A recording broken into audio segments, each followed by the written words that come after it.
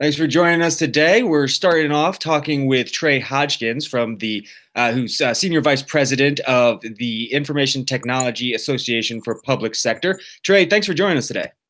Good afternoon. So the president's management agenda dropped this morning, and it's for a management document. It's surprisingly tech heavy. What did you see in there that's going to be important for the tech community? Well, I think everything about it is important for the tech community. If you read it and you look at it, everything is seeking to achieve, from pure technical, replacing hardware, upgrading software, to the capabilities they want to deliver in the next generation, and hopefully in this generation too. All center around technology. That talks about data and using data for better decisions. It talks about delivering better citizen services, which was the centerpiece from my read of it. Is that a lot of it has to do with doing a better job to enable citizens and enable the government to deliver better services for citizens. And technology is at the center of all of it. And Margaret Weichert, the deputy director for management at OMB, was the centerpiece of releasing this today. She mentioned that there were three pillars: IT modernization, data, accountability and transparency, and a workforce for the 21st century. So with you, I really wanted to talk about primarily that second piece, the data, accountability and transparency. What kind of tools do agencies need, one, to make sure that they're getting the data, and two, that they can make good decisions using that data? Well, this is a good place to start. The government is the holder of massive troves of data. And frequently those data sets do not speak to each other. The systems that manipulate that data don't speak to each other. And the ability to use the data across systems to better inform decisions is frequently not there as well. And so the ability for the government to enable that capability, deliver that data in ways that has never been used before, for the government to make better decisions, is one piece of using data better. Another piece that they're envisioning is, frankly, just make this data where it's appropriate available more broadly, so that citizens and others in government can make better decisions. And it's kind of like we did with weather data over a decade ago. It was something the government was largely the only owner of. It was made available, and entrepreneurs took over and created new businesses out of that. There are probably opportunities in data the government holds that we don't even know about. And so where it's appropriate in putting that data out there will also drive the economy and further enable capabilities for people using government-owned data. And then the last question you asked was about, what can they do to collect the data better? The government is a really poor deployer of capabilities. They struggle to do things like capturing electronic signatures, something as simple that you and I do at a checkout stand. The government struggles to do for things like security clearances. When we think about the data the government owns and how it uses it, and then we look at contractors, for example, many of the data calls the government makes on contractors is asking the contractor to tell the government about what they just bought. How much did they buy? How much did they pay for it? Who did we deliver it to? Things like that would, in a normal digitized transaction, be captured and available for others to review. And so, that's one way that we can look at this as a way for them to digitize processes and data collection mechanisms they already have, and capture that data that currently is not available or doesn't exist in a digitized form at all. Yeah. Ms. Weichert, while she was speaking this morning, she admitted the fact that, IT modernization, that really became a buzzword in the last administration. Data and using big data. We can look back to the Data Act of 2014, but this isn't, again, not something brand new.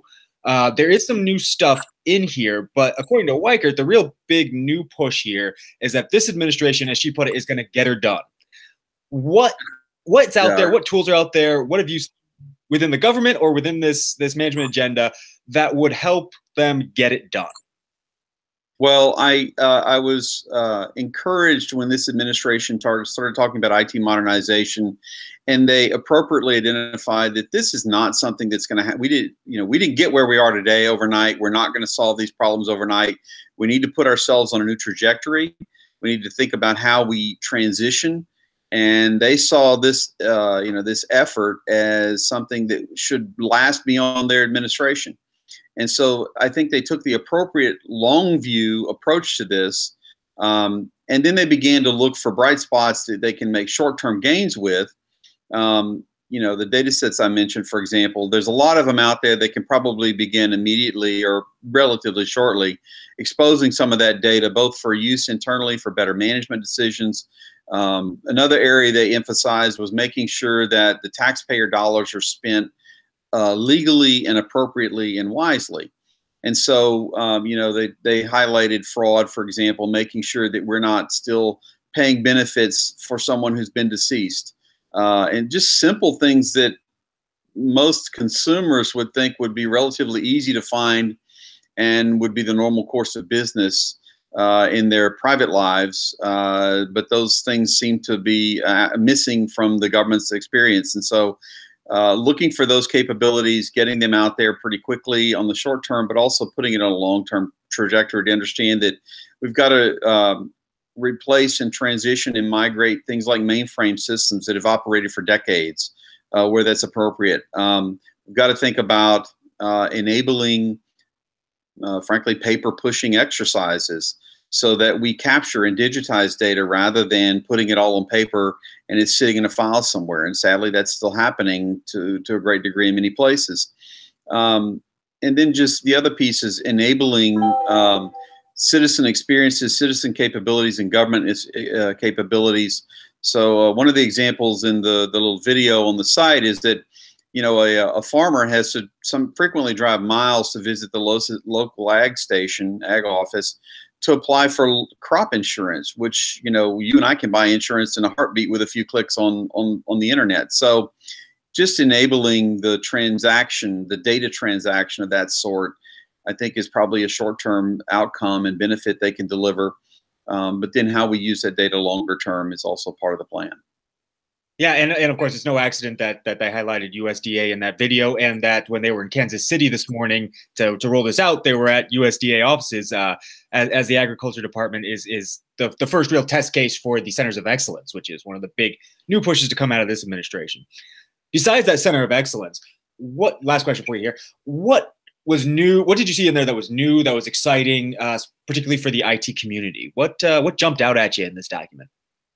Well, I continue to be impressed by the fact that we're not mired in the four walls of the old conversations, if you will. We're talking about using technology in a ways that consumers and the commercial marketplace and the private sector and our economy at large use technology, and deploying that for government services where we know we can do a better job. And so I am impressed that they have broken out of that mold of a conversation that we seem to have been locked in. We're talking about deploying technology in ways that we would not have had the conversation 10 years ago or perhaps even 5 years ago. And we're thinking about all the new things we can do and how we can do it. And so I continue to be impressed that they are pushing in the right direction from our perspective. And they're working to put us on a trajectory that realistically looks at this as a long-term objective.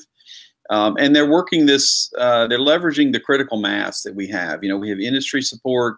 We have support on the Hill that's moving legislation and is interested in understanding what other legislative challenges or statutory challenges exist that need to be addressed and fixed.